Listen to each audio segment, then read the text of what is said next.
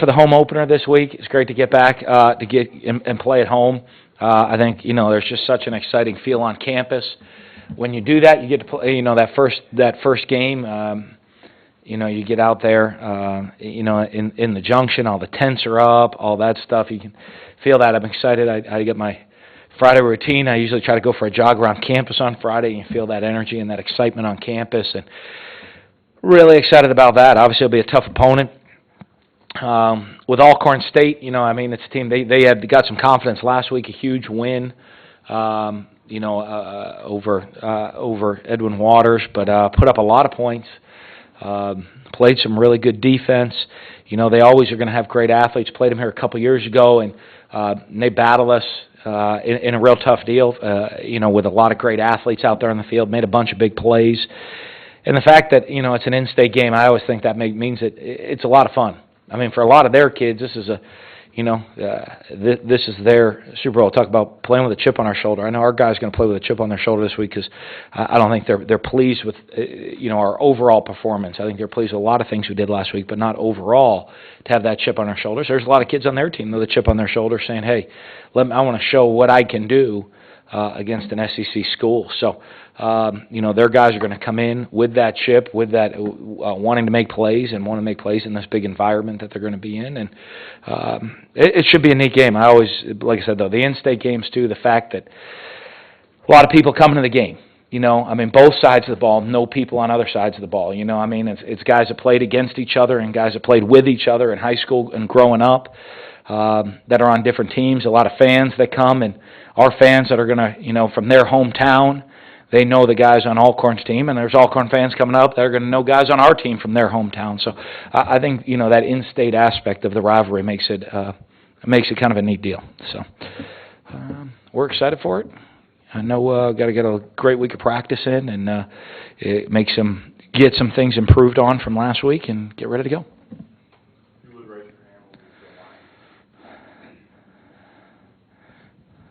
Coach, can you update us on the situation with Tyler Russell and Jay Hughes and a few other guys? Yeah, okay. Injuries. Well, if you play a big physical game like that against a top team, you're a banged-up team. Tyler, I'd say Tyler's going to be doubtful for this week. They said, for us, we'll see at the end of the week, with just a concussion from that game. And it'll be one of those, we don't expect him to practice this week. If he may be cleared for the game, and then we'll make a decision if he is cleared for the game. Whether he plays. Jay Hughes has a torn Achilles, going to have surgery, and he's going to be out for the whole year, which is a huge loss for us, not just as a great player, but as one of the top leaders in our team, and really, to me, a face of the program type guy. Maybe not, in popularity cultures, but there's somebody you want to put up that really is what our program's all about. It's Jay Hughes, so that's a huge loss for us. Fernando Bohanna, a linebacker with the concussion, still doubtful for this week. Boy, let's see who else is really banged up for us. They just went through it all with me, and there's a long list of guys. Justin Malone, he'll be doubtful for this week at the line position. He's more questionable. I think that there's some things that they said he's got a chance to be ready for Saturday for the game. Yeah, Matt got, but he came back in afterwards. Matt's going to be fine to go. A couple other guys with some bumps and bruises, but significant injury-wise, that's really it.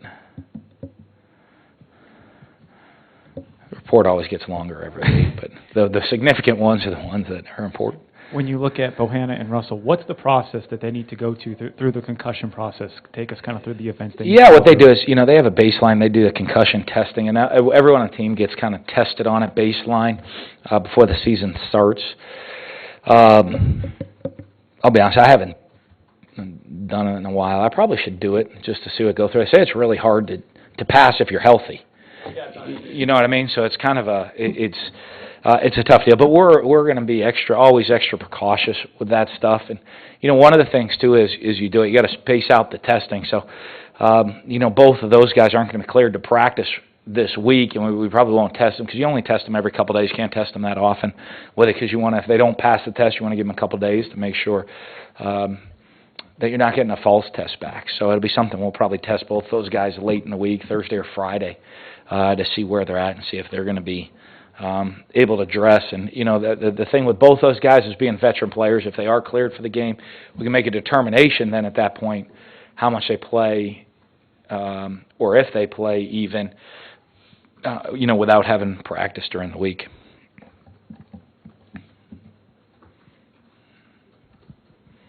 So what did you see from Dak that you liked last week, and what's the main focus with Dak this week in practice? Well, I mean, you know, I mean, it's a great opportunity for him. You know, I mean, in looking at it today, it'll probably be going to be his first start for his career, which is just a little bit different. What I do like, and you know, there wasn't. I didn't think we skipped a beat out of. You know, maybe you know, you look at the game on the feeling. You know, your guys' view from the press box is probably different from mine on the sideline, but.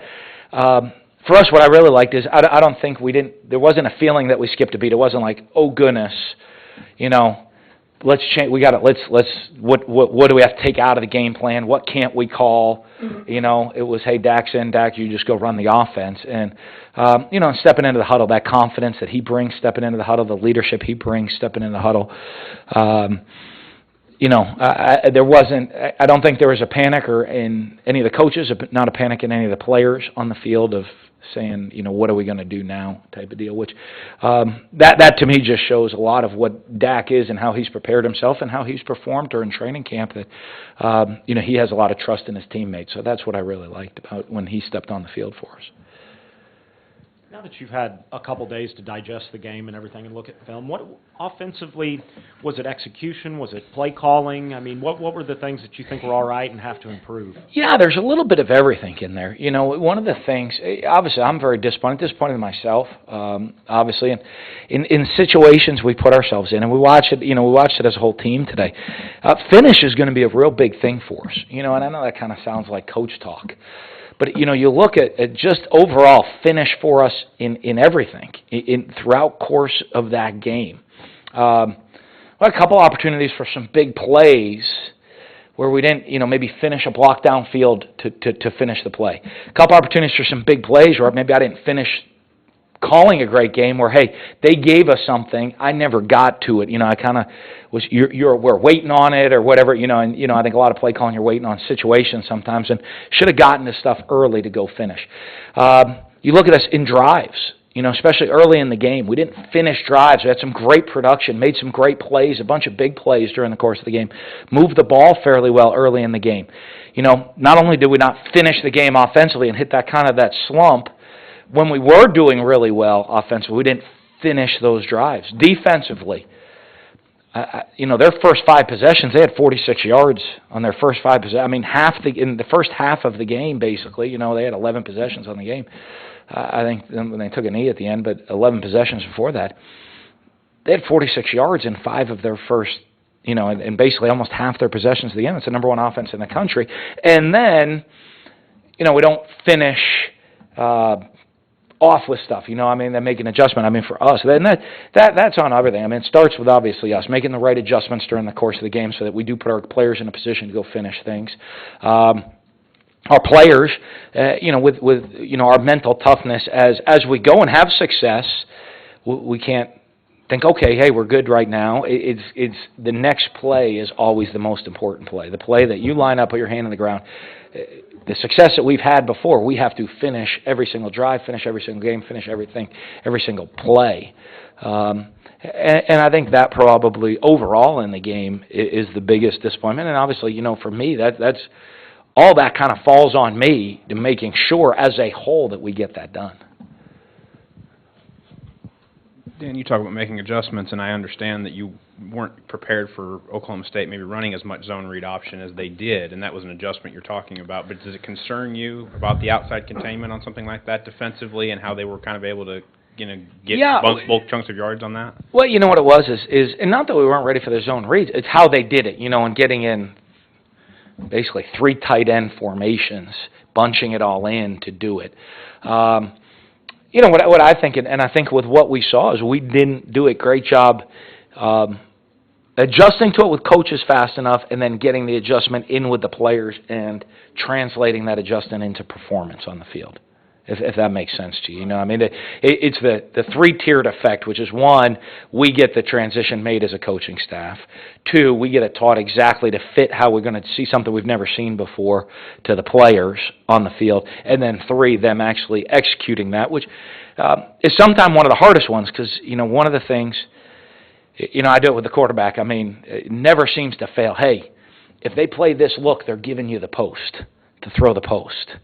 The next time he comes out and you call that play, they don't give you that look.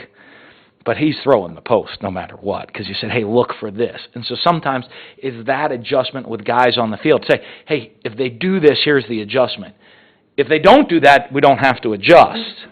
And I think that part is a lot of learning for players. You know, we played 14 freshmen in the game, so I mean, it's that as part of that learning how to make sure we're getting the in-game adjustments done right. So when you've got 5 other SEC schools that run a zone read option, it's not as basic as, hey, we got problems defending this. No, because I mean, I think, you know, the stuff that we had kind of all the zone read stuff that they had run before, the non-3 tight end stuff, I thought we defended really well. You know, and it's just making that adjustment. And, you know, it was really, you know, the benefit is now we've seen it. We're going to see other teams run that stuff, and now we actually have clips of us defending it. A lot of different variations. Someone's battery's low. Can you kind of assess the play of those 14 freshmen, especially the 4 true freshmen that played? Yeah, I thought they played pretty well, handled themselves pretty well out there on the field. You know, a lot of guys, that's a big first step. You know, I mean, there wasn't, you know, a lot of times, sometimes in openers or first games, you know, you try to script something really easy for, you know, hey, a true freshman, or, you know, you hope, you know, they get it in the fourth quarter, they're getting their time. I mean, just about every one of those guys was playing. I mean, the whole game was meaningful in the type of game we played. So, you know, they got their first reps of their career in meaningful reps. And was overall very pleased. I think as you move forward, those are guys, you know, again, you know, hear a lot of people say, well, your biggest adjustment, your biggest improvement maybe is from the first game to the second game.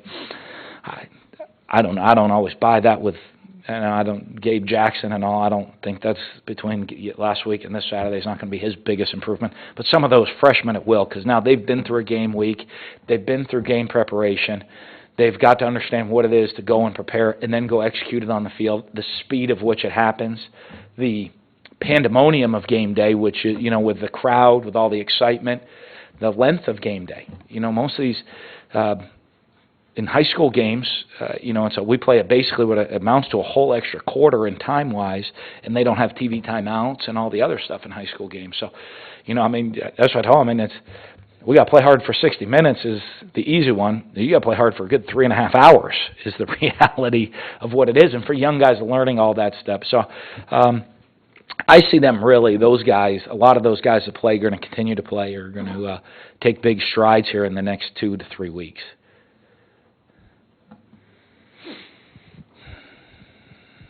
Coach, I know you obviously want to bring him along slowly, talking about Damian Williams, but with Tyler out and Dak being the starter, who's kind of your backup quarterback? He is. He's the guy. So he's got to be ready to go. And, you know, one of the things, and, you know, thank goodness it wasn't in a game one, but, I mean, he had to do it in the hotel, sit down there on Friday night and sit there and say, okay, we're going to you tomorrow on Saturday. What are the 10 plays that you feel that you're going to go in there and execute at a very high level? Obviously, now as the backup, you're looking at what are the 20 to 30 plays that you're going to feel very, very comfortable with, you know, going in as an inexperienced backup into the course of the game. So, but I think, you know, practice, obviously, he's going to get a lot more reps this week than he got last week as the number 2 guy. And, you know, I think that preparation is going to be good for him. He's a serious guy, you know, played on a championship team, knows how to do things, knows how to handle himself, and I think he'll be fine.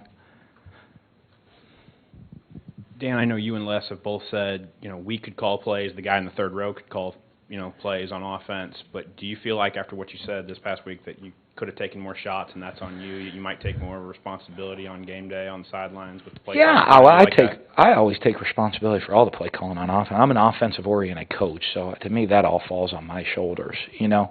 I mean, I have a lot of input on the offense, and, you know, as the head coach, it kind of goes on me. I do think, in looking back on it, I do think there are some times in the game we probably could have taken some more shots down the field. We had some good one-on-one matchups and